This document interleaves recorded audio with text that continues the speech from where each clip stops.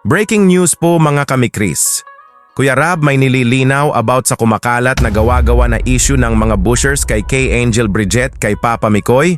Dapat po natin itong mapanood ngayon mga kamikris ha? Kasi may pahayag nga din si Papa Mikoy about dito. And CJ, magpapa-brace na ba kaya?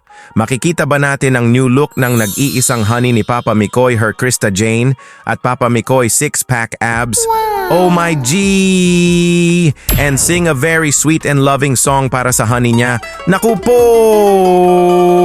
Good vibes, kilig to the bones. Grabe! Lahat ng ito ay sabay-sabay natin na alamin sa video na ito mga kamikris ha? Pero bago po ang lahat ay like and share po tayo mga kamikris po ha. Thanks po! Mega love shoutout po kay Kuya Val Santos Matubang, Ate Edna Vlogs, Idol Boss KR Kalingap Rab, Ma'am Jack Tapia Matubang, and whole Kalingap family, Kalingap partners, Kalingap reactors. Mega love shoutout po to all! Patuloy po nating suportahan mga kamikris ang programa ng Team Kalingap sa walang sawang pagtulong nila sa ating mga kababayan. Oh my G!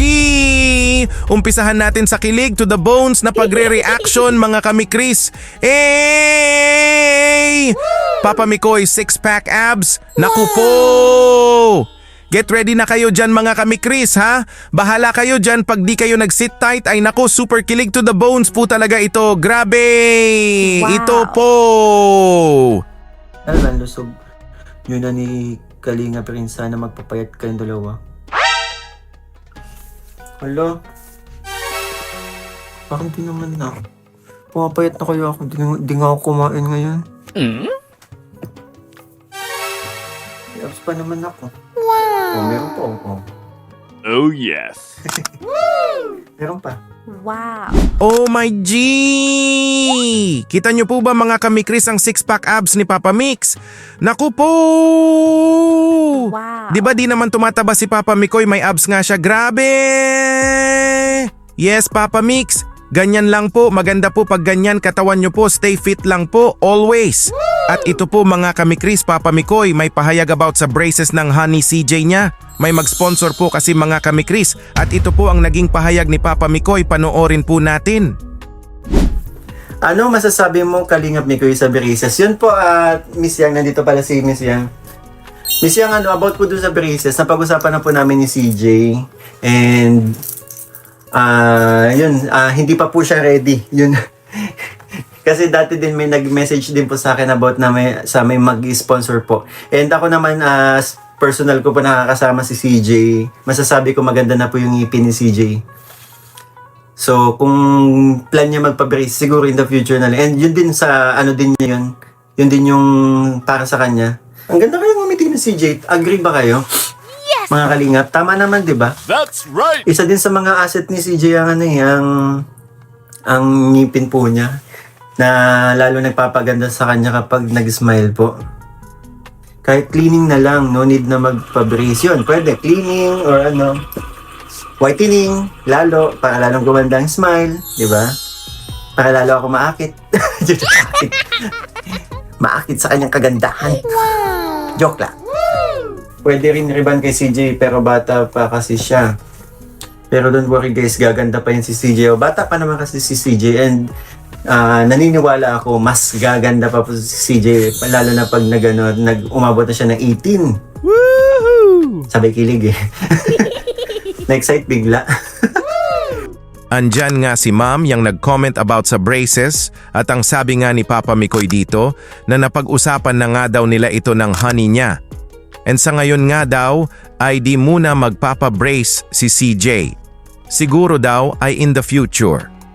Maganda nga daw ang ngipin ni CJ na siguro ay cleaning and whitening ay pwede ito para mas lalong gumanda ang smile na napajoke pa nga si Papa Mikoy nang para lalo daw siyang maakit. Oh my G! Nakakakilig! Grabe! Maakit daw sa kagandahan ng honey niya. Eh! And for sure pag tumungtong na daw ang honey niya at age of 18 ay mas gaganda pa na kinikilig nga si Papa Mikoy dito while saying it. Naku po, iba na. Talaga ito nakakakilig. Iiyak na naman bushers dito, naku po. Puro gawa-gawa ng issue talaga tong mga bushers na ito. Ito po mga kamikris, may pahayag si Kuya Rab at papamikoy sa mga bushers na iyakin ito po. Mikoy oo nga na may post na ang daming binabash yung sa pag-akbay lang talaga. Diyos ko naman, buti kong akbay gan. Tsaka hello, yung akbay, ganun na binabash nyo na, pero yung sumayaw kami, di ba? Sumayaw kami, ay naku, ewan. Yung akbay na ganun lang. Kasi isang mic yung ginagamit namin kasi nalubat yung isang mic. Ano masabi mo na si Bridget Panay? Ha? Paano maging lapit? Kung ano-ano naman po napapansin nyo? Daming color Panay lapit daw. Color kanino? Color of the day. Di yan totoo. Wala man po nangyaring ganyan. Huwag yung masyadong gawan ng issue. That's right. Hindi ko nakikita magkasama Oo nga. Panay lapit. Si Lolo po ang naging lapit. May mga gawa ng ECJ na trayang pati sa imi kay Bridget. Nako, wala, hindi totoo yan. Hayaan nyo na lang po. At alam naman natin kung di ba? Kung solid kayo, hindi nyo paniniwalaan yun kasi walang katotohanan. Doon na nga, galing na nga doon sa sinabi niyo, humagawa ng issue. Ibig sabihin, hindi totoo. Di ba? That's right. Ikaw ba naman, kay CJ, ikaw ba naman kay Ryan, ikaw ba naman sumisilong lang sa ulan at hindi mo na iisipin kung kanino ka mapapatabi. Ano nang iisipin mo pa na lakas-lakas na ng ulan? Iisipin mo kung saan ka papwesto. Naku naman. Naku po! Talaga kayong mga bushers, ang hilig nyo talaga na gawa-gawa ng issue, mga iyakin talaga kayo! Nagmamasid lang kayo dyan. Every galaw gagawan nyo ng issue. Pambihira kayo, iiyak na yan! Sarap nyo talaga nakikilitiin hanggang mahimatay kayo sa tawa. Oh my! Ano bushers? Gagawa na naman kayo ng panibagong issue? Huwag nyo nang ituloy yan. Iiyak nyo na lang yan sa tabi, hehehehehe. Huwag po tayo magpapaniwala mga kamikris ha.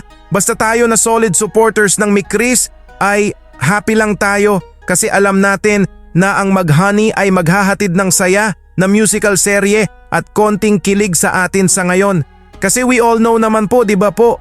Pag nasa tamang age na si CJ ay paniguradong kilig to the bones na ang ating mapapanood. Hey!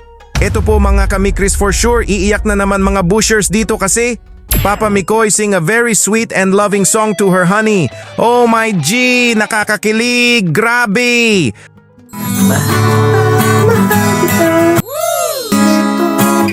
Wala pa. Wow! Naman lang sana.